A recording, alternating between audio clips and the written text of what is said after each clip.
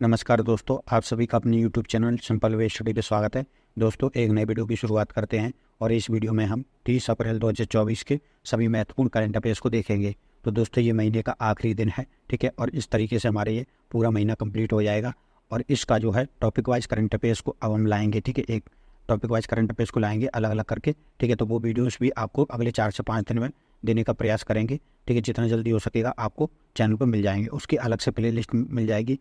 और इससे पिछले महीने की मार्च महीने की प्लेलिस्ट भी आपको मिल गई होगी, तो वो वीडियोस भी आपने ज़रूर देखे होंगे। और अपना फीडबैक भी हमें ज़रूर दीजिए कि इसमें हम क्या चेंजेस कर सकते हैं जिससे ये आपके लिए ज़्यादा से ज़्यादा हेल्पफुल रहें वीडियोस, ठीक है। तो चलिए वीडियो की शुरुआत करते हैं। सबसे पहला प्रश्न है, बैच ओपन चैलेंजर 2024 स्क्वैश खिताब का एकल खिताब किसने जीता है? तो ये जीता है बेलावन सेंथिल कुमार ने। राष्ट्रीय पुरुष स्क्वैश चैंपियन बेलावन सेंथिल कुमार ने फ्रांस के मेलविल साइनी मैकनो को बैच ओपन चैलेंजर स्क्वैश के फाइनल में हरा करके इसका खिताब जीता है। बैच ओपन का आयोजन वैश्विक स्क्वैश के शासी निकाय प्रोफेशनल स्क्वैश एसोसिएशन और मेजबान देश यानी फ्रांस की फ्रेंच स्क्वैश फेडरेशन ने मिलकर के इसका आयोजन फ्रांस की राजधानी पेरिस में किया है 24 से 28 अप्रैल के बीच में, ठीक है। जो स्क्वैश खेल है वो अब तक ओलंपिक खेलों में शामिल नहीं था, ठीक है।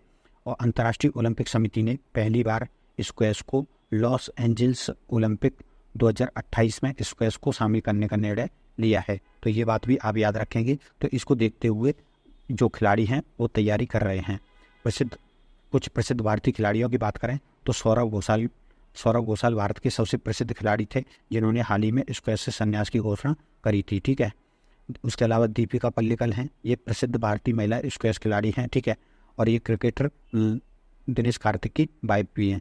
अन्य भारतीय स्क्वैश खिलाड़ियों की बात करें तो जोशना चिनप्पा, हरिंदर पाल संधू, अनाहत सिंह, अभय कुमार, कुश कुमार, महेश मंगवांकर, तन्वी खन्ना और मिसा ग्रेवाल, तो ये सभी प्रमुख खिलाड़ी हैं, ठीक है, जो स्क्वैश से संबंधित हैं। किस राज्य ने नीलगिरी तहर का सर्वेक्षण शुरू किया है? तो ये तमिलनाडु ने शुरू किया है। तमिलनाडु सरकार ने राज्य पशु नीलगिरी तहर का 3 दिवसीय सर्वेक्षण शुरू किया है, ठीक है। यह सर्वेक्षण भारतीय वन्यजीव संस्थान, bird wide fund for nature यानी WWF और IUCN, तो इन तीनों संगठनों के साथ मिलकर के या इनके सहयोग से ये सर्वेक्षण किया जा रहा है, ठीक है। तो इसमें उनके सामने आने वाली समस्याएं, उनकी कितनी जनसंख्या है, इन सभी आंकड़ों को एकत्रित किया जाएगा। नीलगिरी तहर की बात करें तो ये केवल भारत के पश्चिमी तट पर, जिसमें तमिलनाडु और केरल में पाई जाने वाली ये इंडिजीनियस प्रजाति है, ठीक है।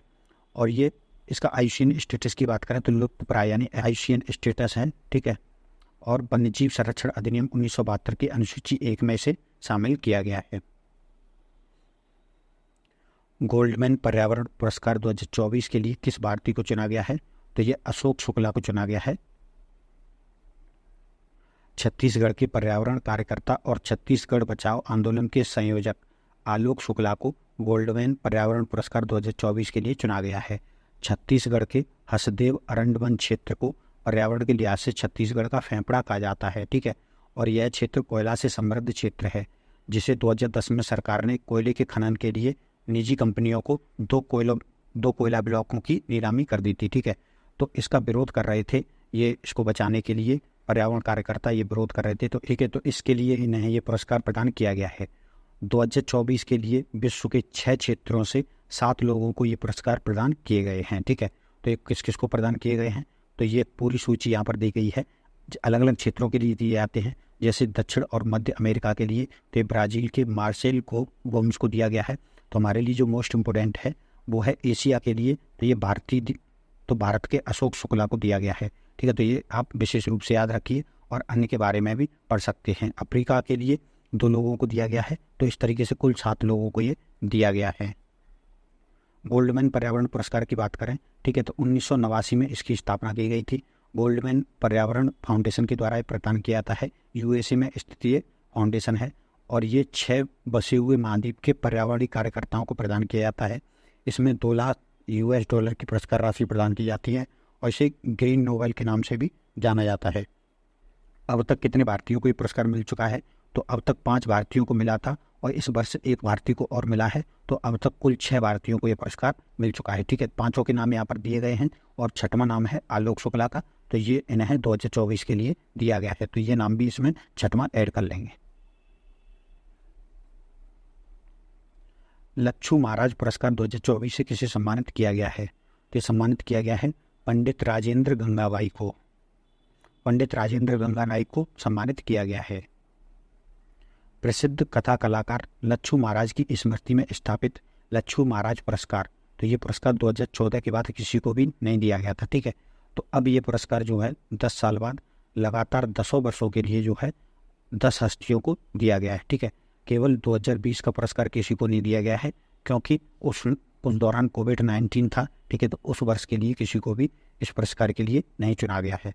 और यह पुरस्कार 31 अगस्त 2024 को लखनऊ उत्तर प्रदेश में आयोजित एक समारोह में प्रदान किए जाएंगे। तो अभी इन पुरस्कारों की घोषणा की गई है और ये पुरस्कार पंडित लच्छू महाराज बैले फाउंडेशन के द्वारा दिए जाते हैं।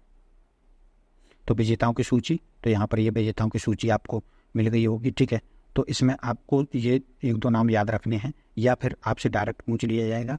4 नाम दे दिए जाएंगे या 3 नाम दे दिए जाएंगे कि इनमें से किसको नहीं मिला है। ठीक है, और या फिर 3 नाम दे दिए जाएंगे, एक अलग नाम दे दिया जाएगा। तो इस तरीके से आप सभी नामों को एक बार जरूर देख लीजिए।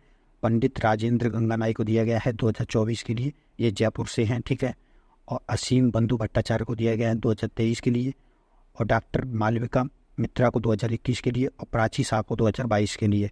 ठीक है, और हेमा मालिनी को कब के लिए दिया गया है? तो 2018 के लिए, और उषा शर्मा को 2015 के लिए, क्योंकि 2014 के बाद ये नहीं दिए गए थे। तो ये एक साथ सभी को दिए गए हैं। तो सभी नामों को आप एक बार जरूर पढ़ लीजिए।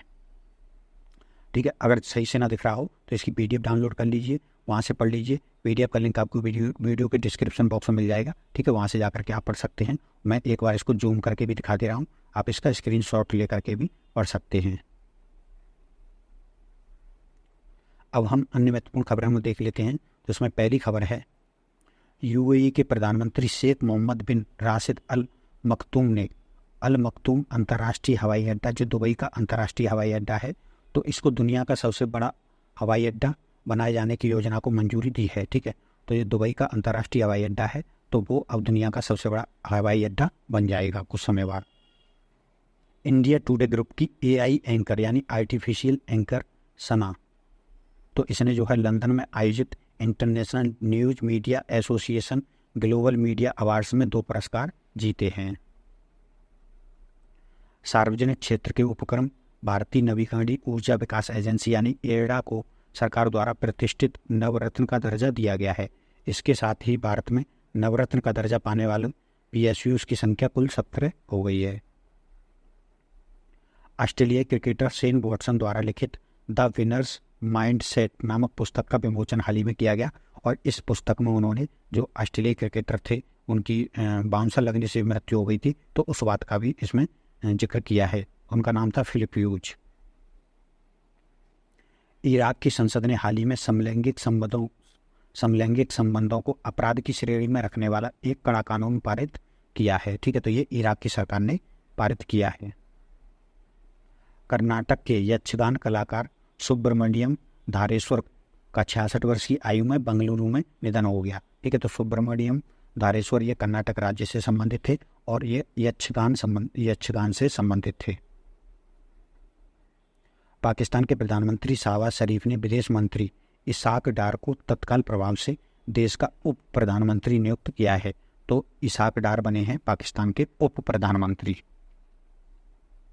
UAE में शारजाह गर्ल्स ब्रांच में एक अंग्रेजी हाई स्कूल की शिक्षिका जीना जस्टिस को प्रतिष्ठित कैम्ब्रिज डेडिकेटेड टीचर्स अवार्ड 2024 में मध्य पूर्व और उत्तरी अफ्रीका क्षेत्र के लिए क्षेत्रीय विजेता घोषित किया गया है। ठीक है, तो ये एक अवार्ड है जो इनको मिला है।